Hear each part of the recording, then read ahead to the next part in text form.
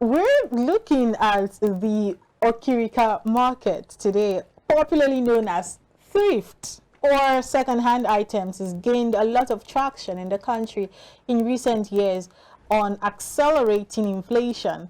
That is, of course, eroding consumers' purchasing power and dollar scarcity. A growing number of people are now buying used clothes, shoes, wigs, and accessories as inflation cut down on real wages.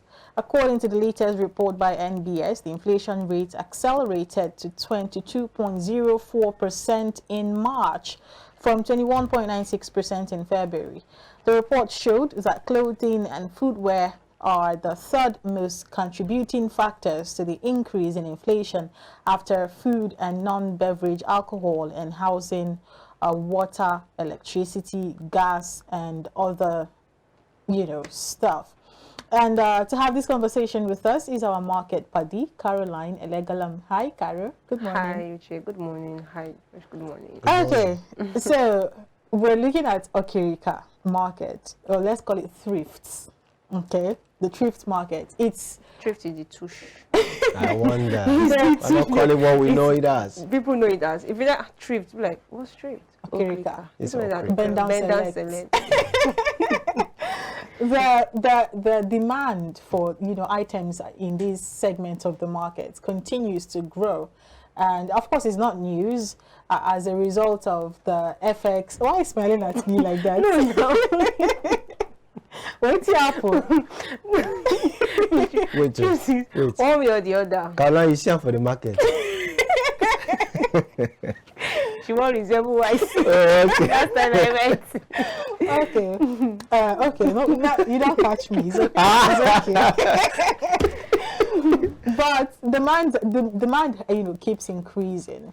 And anybody you ask, the first thing you hear is there is no dollar in the market, dollar have increased, or, fuel subsidy removal doing its thing, affecting the price of everybody. You were in the market, so what was the pulse like? The thing is, like, dollar, yes, was part of what they were complaining about. The fuel subsidy issue was what they also complaining about. And the fact that new items are now way expensive. And the funniest part of it is this our Okrika, Bender Select Thrift.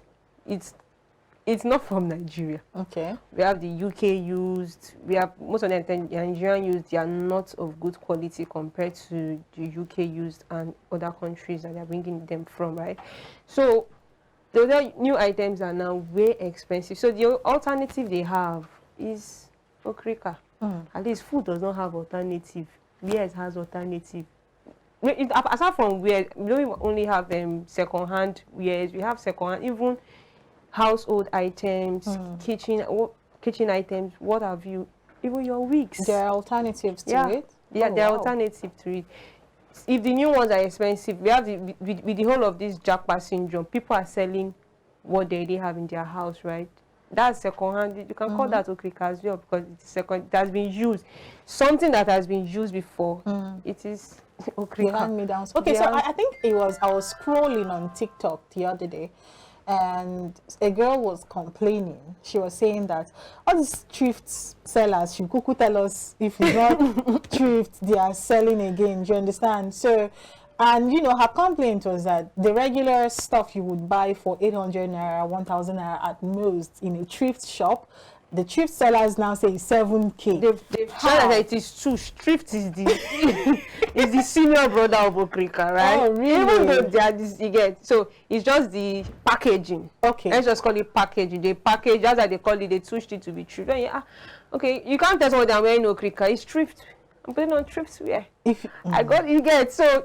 Thrift is like the modern. Does that change the fact that they are all second-hand used? It does not. So it's still second-hand. So what influences the price of it's packaging. and the price so of we Okrika? buy it. Most of them they buy this wear. Most of them even go through the stress of washing it for you, packaging it to so that it will look presentable. Unlike when you have to go, you won't perceive that Okrika smell anymore once you get from a thrift vendor. So once they buy it, they'll wash it, they'll make sure that everything is well packaged, they'll arrange it. So they even go to the shops of ironing to even look new.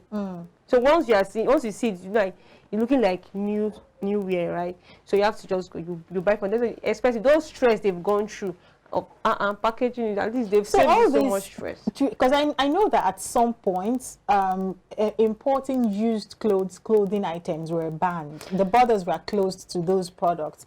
Is it now a thing now? It is a thing, because last time I went to the market, I spoke with them. They almost didn't let us take some clips, right? They said they said government call what they sell contraband.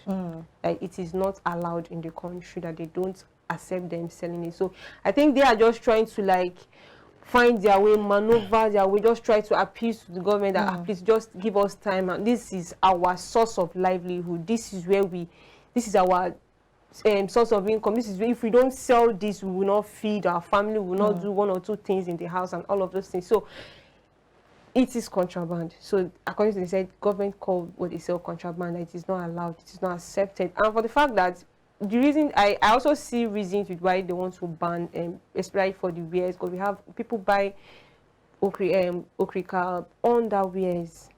So the health hazard, you get. So it's one of the reasons why government is trying to like ban this used item, because most people that even used it, you don't know the state of health they were in before, why they were using it. You get all of this. So all of these things are the reason why government are trying to fighting so hard to like ban it, let people don't bring in used wares. But you know that for your own benefit. Yeah, you know that this also kind of hinges on the conversation that we had, I think sometime last month on markets trends. We were talking about wares, imported wares, new wares, and locally produced wares. And I feel like this conversation still boils down to production again, because if we're able to, you know, produce our own wares that are of such quality, because I mean, you get some of these Okrika wares and they are very durable, they are very strong, they last longer than the new ones you buy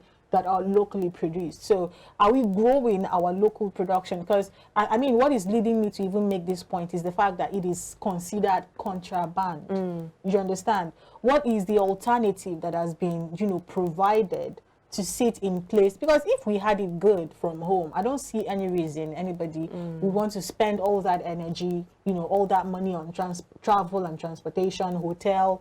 You stay for weeks in these countries, picking out clothes, and then still have to ship them back. And even shipping them back again, you have to still struggle, you have to still pay custom fee just to make sure that you don't seize your item, your goods and all of it. Even some people even buy this till at the end of the day, it's nonsense that it's inside.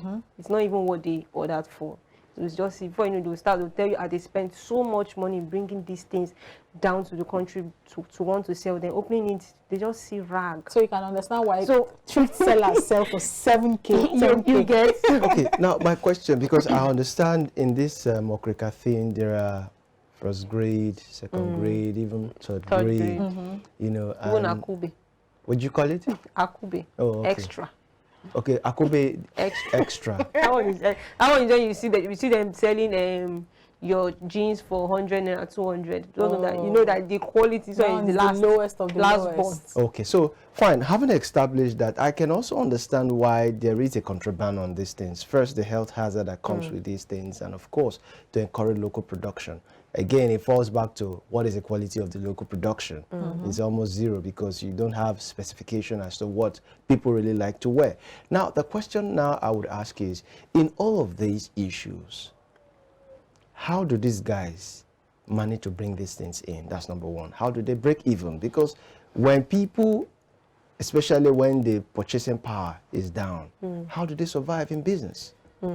Okay, so bringing these goods down, so like I said, they have to go through some rigorous, that is settling. Smuggling, all right? They have to smuggle them in. And sometimes they kind of bribe their way just to bring it to the country. Because I even heard someone told me that when the person, she sells Okrika, so if she wants to bring it, she's like, maybe if she has to bring it other things, like maybe rice, other things that you can't easily buy. So they have to just hide it. So all of this is stress.